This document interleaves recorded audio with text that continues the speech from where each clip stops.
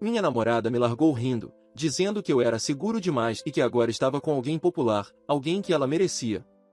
O que ela não sabia é que, ao me trocar como se eu fosse descartável, ela estava me empurrando direto para a maior virada da minha vida. E ela ainda voltaria para ver isso de perto. Valeu demais por estarem aqui. Não esqueçam de deixar o like, se inscrever e dar aquele hype no vídeo para fortalecer o canal. Agora, bora pro vídeo. Eu achava que a gente era sólido até o dia em que ela me olhou como quem olha para algo provisório e disse: "Você é bom, mas com você, a vida parece estar em pausa." Fiquei parado no meio do nosso apartamento, olhando o rosto dela, e entendendo ali que ela já tinha ido embora fazia semanas, talvez meses. Eu estava ocupado demais sendo o cara confiável para perceber. Ela não gritou, não chorou. Só pegou a necessaire de maquiagem com uma calma que doía mais do que qualquer briga que já tivemos. Eu pensava como 4 anos podem acabar com alguém dobrando roupa numa mala, como se estivesse trocando de hotel. A gente se conheceu na faculdade, aquele tipo de arranjo de amigo em comum que jura que vocês foram feitos um pro outro. E por muito tempo fomos. Ou pelo menos eu achei que éramos. Eu era o cara que aparecia, que lembrava dos detalhes, que construía uma vida sem fogos de artifício, mais segura, com cara de futuro. Ela dizia que amava isso em mim, que eu fazia ela se sentir protegida. E eu acreditava, por que não acreditaria? Mas lá pelo 3º ano, algo mudou. Parecia que ela começou a comparar nosso relacionamento com um padrão invisível que eu nem sabia que existia. Vieram os comentários, que a gente não fazia mais nada empolgante, que meus amigos eram sem graça, que eu não tinha ambição suficiente. Toda vez que eu tentava planejar algo especial, ela achava um defeito. Eu sugeria uma viagem curta, ela dizia que não dava para gastar. 2 dias depois, gastava dinheiro em roupa que usaria uma vez. Se eu comentasse, eu virava controlador. O mais estranho era como ela criava brigas por nada. Parecia que ela queria me ver perder a calma, provar que eu me importava o bastante para explodir. E quanto mais eu ficava tranquilo, mais ela se irritava. Eu não via, mas ela estava montando um dossiê contra mim, juntando provas de que eu não era suficiente, de que a nossa vida era culpa minha. Aí surgiu esse cara nas conversas. Alguém da academia ou do grupo de amigos, nunca ficou claro. Mas todo mundo no bairro conhecia, o tipo popular, sempre rodeado, sempre com histórias de onde vai, quem conhece, o que faz. No começo ela citava o nome por acaso. Depois virou hábito, quase um teste para ver minha reação. Ela começou a chegar mais tarde, se vestir diferente, mexer no celular o tempo todo e virar a tela quando eu passava. Quando eu perguntei se tinha algo errado, ela disse que eu era inseguro e paranoico. Eu não era burro. Eu via o que estava acontecendo. Mas uma parte de mim torcia para estar errado, para ela acordar disso e a gente voltar ao normal. Em vez disso, ela passou a me comparar com ele, que ele não pensava demais, que vivia o momento. Aí eu entendi que ela não estava só se afastando, ela estava testando o próximo enquanto ainda morava comigo. O fim veio numa noite comum, sem drama, sem data especial. Ela entrou e disse: "A gente precisa conversar." Pelo tom, eu sabia que não era conversa, era sentença.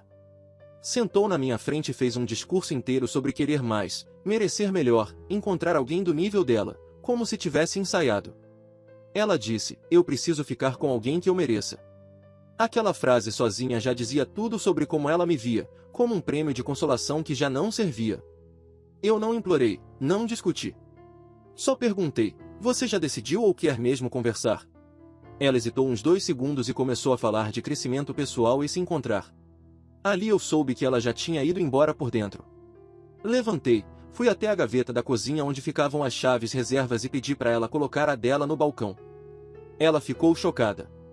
Acho que esperava que eu lutasse, que fizesse cena, algo que ela pudesse contar depois. Mas eu tinha cansado de atuar.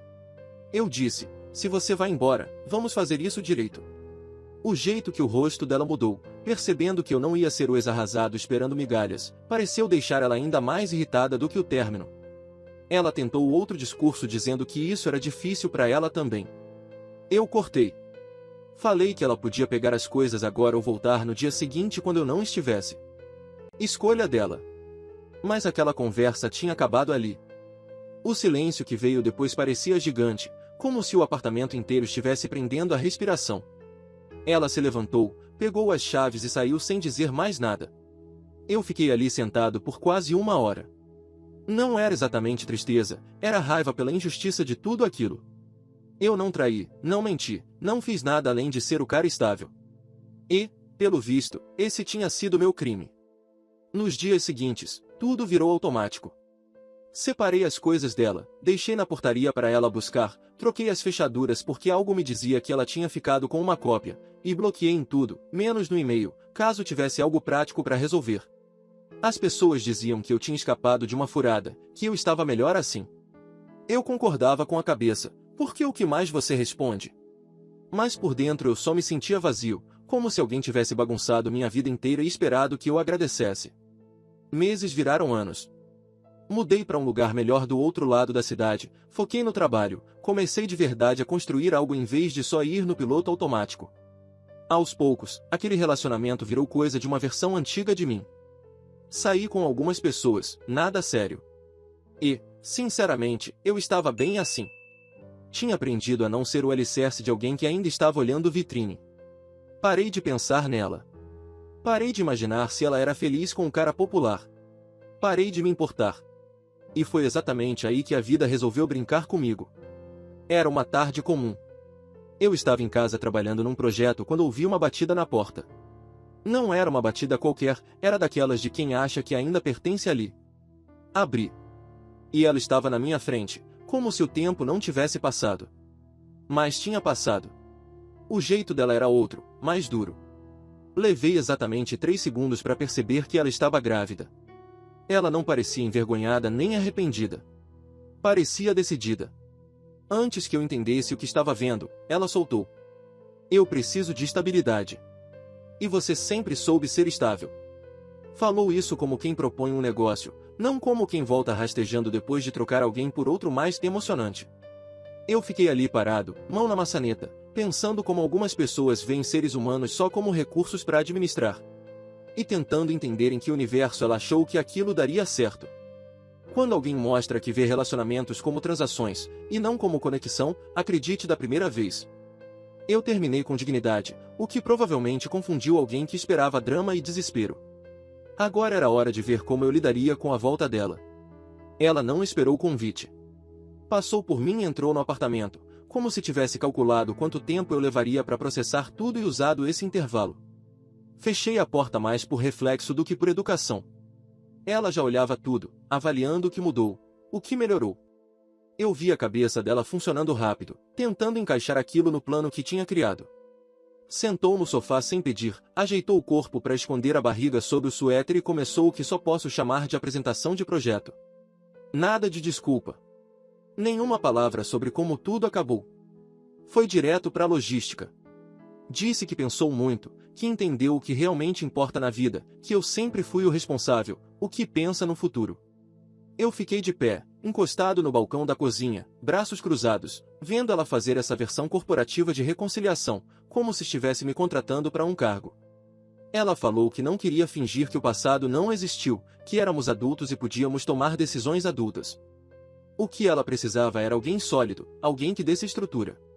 A palavra que ela mais usava era parceria, como se estivéssemos abrindo uma empresa, não falando de relação. Enquanto ela falava, eu percebi uma coisa: ela não perguntou como eu estava. Não quis saber da minha vida. Não reconheceu o absurdo do que estava pedindo para alguém que ela jogou fora. Eu deixei ela terminar tudo. Não interrompi. Deixei ela pintar essa fantasia inteira onde eu a aceitaria de volta e ainda criaria o filho de outro homem, porque, na cabeça dela, eu sou esse tipo de gente, versão rede de segurança.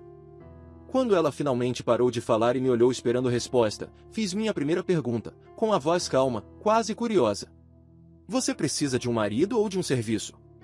Ela piscou como se eu tivesse mudado de idioma. Começou a responder, mas levantei a mão e fiz outra. Você veio aqui por mim ou pela minha capacidade de aguentar peso? O rosto dela fez uma mistura estranha, queria se ofender, mas percebeu que ficar emocional estragaria todo aquele discurso de parceria adulta. Tentou rir, disse que eu estava exagerando. Eu não estava exagerando. Eu estava sendo claro, talvez pela primeira vez em todo o nosso relacionamento. Isso a desestabilizou, porque o antigo eu já estaria tentando deixá-la confortável, oferecendo água, perguntando da saúde, cuidando de tudo, sendo porto seguro. Essa versão nova só ficou ali, esperando respostas de verdade. Ver ela tentando ajustar a estratégia era quase interessante, de um jeito frio. Ela mudou de tática. Ficou mais suave. Disse que tinha errado, mas aprendido. Que o cara popular tinha sido empolgante, mas vazio. Que ela percebeu tarde demais o que tinha perdido. Talvez funcionasse se ela tivesse começado por aí. Mas depois daquela proposta estilo contrato, soou só como mais uma técnica, como se ela tivesse uma pasta cheia de abordagens e estivesse testando uma por uma. Eu disse que ela podia ficar uma semana. Não porque eu estivesse considerando nada, mas porque queria fazer tudo direito, deixar tudo registrado, evitar qualquer drama que ela pudesse distorcer depois. Ela pareceu aliviada. Provavelmente achou que tinha colocado o pé na porta e poderia virar o jogo por dentro. Mas eu já estava rodando outro programa. Coloquei ela no quarto de hóspedes, falei que dividiríamos os custos da casa naquela semana e tratei tudo como se ela fosse uma inquilina temporária que eu só estava tolerando. Ela tentava criar momentos, fazia jantar todo romântico, sentava perto demais no sofá, puxava piadas antigas, memórias, como se pudesse reconstruir nossa história por lembranças. E eu só concordava com a cabeça e mantinha distância. Na quarta noite, ela decidiu que sutileza não funcionava e me mandou uma mensagem perto da meia-noite. Uma daquelas fotos feitas para lembrar um cara do que ele está perdendo. O tipo de coisa que teria destruído o antigo eu. Eu olhei, não senti nada, talvez só vergonha alheia, e respondi com 2 palavras: não funciona. Ouvi o suspiro dela do outro quarto, aquele puxar de ar quando alguém percebe que a jogada de poder falhou feio. No dia seguinte, ela estava fria e hostil, daquele jeito específico de quem vê a manipulação dar errado. Comentou que eu tinha mudado, ficado duro, como se ser emocionalmente fechado fosse pior do que usar alguém como plano reserva. Eu dei de ombros e disse que as pessoas se adaptam. A semana estava quase acabando quando ela começou a fazer mais perguntas sobre minha vida. Não por interesse real, mas porque percebeu coisas que não batiam com a imagem dela de eu confiável e parado no tempo. Os móveis eram melhores, tinha quadros de verdade na parede, meu computador mostrava que eu fazia mais do que um trabalho básico. Quando ela perguntou do que eu vivia, falei por alto, só mencionei que tinha aberto uma empresa com 2 sócios cerca de 18 meses depois da nossa separação. A energia dela mudou na hora, como se eu tivesse revelado que estava jogando outro jogo. De repente queria detalhes, quanto faturava, se tinha funcionários, quão grande era. Dei o mínimo. Vi ela recalculando tudo em tempo real. E aí comentei, quase como detalhe, que eu estava noivo. Não mostrei foto, não falei nome. Só disse, do jeito que você diz que trocou de carro. Mas a reação dela disse tudo sobre o motivo real da volta. Não era sobre mim. Era sobre o que ela achava que eu representava, a opção segura, sem graça, que ainda estaria exatamente onde ela deixou. Descobrir que eu não só segui em frente, mas subi de nível, incomodou mais ela do que qualquer outra coisa naquela semana. Ela ficou quieta, foi pro quarto mais cedo. Ouvi ela fazendo ligações, a voz tensa, irritada. No dia seguinte, eu estava no escritório, mexendo em uns contratos, quando meu celular começou a explodir. Mensagens de vizinhos, uma do síndico, todo mundo perguntando o que diabos estava acontecendo no meu prédio. Abri a câmera de segurança que instalei quando me mudei. E lá estava ele. O cara popular. Em frente ao meu prédio, fazendo cena. Ele gritava, apontava para as janelas, fazia cena para o pequeno grupo de vizinhos que tinha saído para olhar. Pela câmera, dava para ver ela mais afastada, com aquele jeito ensaiado de quem quer parecer indefesa. Ele fazia todo o teatro do macho territorial, falando alto sobre respeito, sobre se impor, sobre ser homem. O roteiro de sempre de caras assim quando querem mostrar domínio. Meu primeiro impulso, o antigo eu, foi largar tudo e correr para lá, proteger ela mesmo depois de tudo. Mas eu parei. Respirei. Pensei. Aquilo era teatro. Era ela criando drama para me forçar a agir, para eu virar o herói e ela poder contar a história como se eu tivesse lutado por ela. E a melhor coisa que eu podia fazer era recusar esse papel. Liguei para a linha não emergencial da polícia. Expliquei a situação com calma, dei o endereço, disse que tinha um homem ameaçando moradores e causando confusão. Depois voltei ao trabalho. 20 minutos depois, o síndico me ligou dizendo que a polícia tinha chegado, que o cara ficou agressivo com eles e que, pelo visto, tinham mandado em aberto por outra coisa, provavelmente multa não paga ou audiência perdida. Esse tipo de coisa que sempre parece perseguir gente assim. Eles prenderam ele ali mesmo, na frente de todo mundo. Segundo um vizinho que viu tudo, ela surtou, tentou se fazer de vítima, disse que eu tinha armado aquilo, que eu estava perseguindo ela, todo o pacote do desespero. A polícia perguntou se ela morava lá. Ela disse que não. Perguntaram se tinha permissão para estar ali. Ela teve que admitir que a semana já tinha acabado. Então mandaram ela pegar as coisas e ir embora. Cheguei em casa por volta das 7 da noite. Ela tinha ido embora. Sem bilhete, sem mensagem. Só umas compras que ela tinha feito ainda na geladeira e uma caneca na pia. Guardei as compras numa caixa perto da porta, caso ela voltasse buscar. Lavei a caneca e sentei para pensar no que vinha depois. Minha noiva foi lá naquela noite.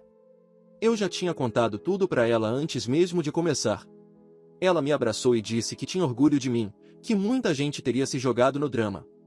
Ali eu percebi como é uma parceria de verdade, alguém que confia em você para lidar com o passado sem tentar controlar tudo, que não vê limites como rejeição, mas como respeito próprio. O contraste com o que eu tinha vivido antes era quase engraçado. A gente conversou se eu precisava tomar alguma atitude legal. Ela sugeriu pelo menos documentar tudo, caso minha ex tentasse causar problema depois. Então eu escrevi uma linha do tempo, guardei as mensagens e os vídeos das câmeras. Mas não pedi medida protetiva nem nada disso. Eu só queria que acabasse. O jogo de poder ali é curioso. Eu me recusei a ser herói de um drama fabricado e deixei as consequências acontecerem sozinhas. Chamar a polícia em vez de correr para lá foi o que protegeu todo mundo, inclusive ela, mesmo que ela não visse assim. 2 anos se passaram, e eu quase não pensava em nenhum dos dois. Eles viraram só mais uma história de que escapei dessa e aprendi a lição. Minha empresa cresceu. Mudamos para um escritório maior em outra parte da cidade, contratamos uma equipe pequena, e pela primeira vez o trabalho parecia algo que eu tinha construído, não só algo que eu fazia. Um dia, meu sócio comentou por alto que tinham contratado alguém novo para serviços gerais, limpeza e manutenção em meio período. E perguntou se eu não tinha namorado alguém com aquele mesmo nome diferente. Meu estômago afundou antes da cabeça entender. Fui olhar a ficha. Era ela. Ela tinha colocado outro endereço, trabalhava no turno da noite, segundo o RH, estava bem desesperada pela vaga, aceitando qualquer horário que servisse. Eu nunca a vi pessoalmente. Nossos horários não batiam e a equipe de manutenção trabalhava mais depois das 6. Mas às vezes eu notava pequenas coisas, o aspirador deixado num lugar diferente, os produtos organizados de um jeito que eu lembrava vagamente da época em que moramos juntos. Meu sócio perguntou se era estranho se ele cuidasse de qualquer contato com aquele setor. Eu disse que não precisava. Ela era só alguém que eu conheci um dia. Enquanto fizesse o trabalho, o passado dela comigo não importava. Fiquei sabendo pelos boatos do escritório que ela tinha um filho agora, talvez com uns 2 anos, que o pai aparecia de vez em quando, mas sem constância, que ela trabalhava em vários empregos para dar conta. Uma parte de mim, a parte antiga, queria sentir alguma coisa com isso, queria ajudar, se meter, fazer algo. Mas eu já tinha aprendido essa lição. E tinha sido uma lição cara e definitiva. O problema de trabalhar no mesmo prédio que alguém que você evita é que, cedo ou tarde, o universo resolve testar seus limites. No meu caso, isso aconteceu uns 6 meses depois de ela começar, quando eu precisei ficar até mais tarde para atender um cliente de outro fuso. Era umas 9 da noite quando eu fui pro carro, pensando na agenda do dia seguinte, e ouvi uma criança chorando na garagem. Aquele choro cansado demais, quando já passou do sono e virou colapso total. Olhei pro lado. Era ela, tentando colocar um bebê na cadeirinha do carro, segurando o celular e uma sacola rasgada, com compras caindo no chão. O menino se arqueava, não queria cooperar, e ela estava naquele ponto em que os pais estão no limite, mas se segurando para não perder a cabeça em público. Nossos olhos se encontraram por meio segundo. Vi o rosto dela passar por choque, vergonha, raiva e talvez esperança. E ali eu tomei uma decisão que diz muito sobre quem eu tinha me tornado. Continuei andando. Entrei no carro. Fui embora. Não olhei para trás. Não porque eu quisesse ser cruel, mas porque eu aprendi do jeito difícil que a minha ajuda sempre vinha com fios invisíveis que eu não colocava de propósito, mas que ela sempre dava um jeito de usar para se reaproximar. Um gesto virava a porta aberta. Minha noiva percebeu que eu estava quieto naquela noite e perguntou se tinha acontecido algo. Contei da garagem, da escolha que fiz, e esperei ela dizer que eu tinha sido frio. Em vez disso, ela segurou minha mão e disse que às vezes a coisa mais gentil que você pode fazer é manter o limite. Que eu me meter teria confundido a criança, dado falsa esperança para ela e bagunçado ainda mais tudo, sem necessidade. 3 meses depois, o cara popular apareceu no prédio do escritório. Não entrou, mas ficou rondando a entrada, claramente esperando o turno dela acabar. Eu estava saindo para almoçar e quase passei direto por ele, até ele me reconhecer.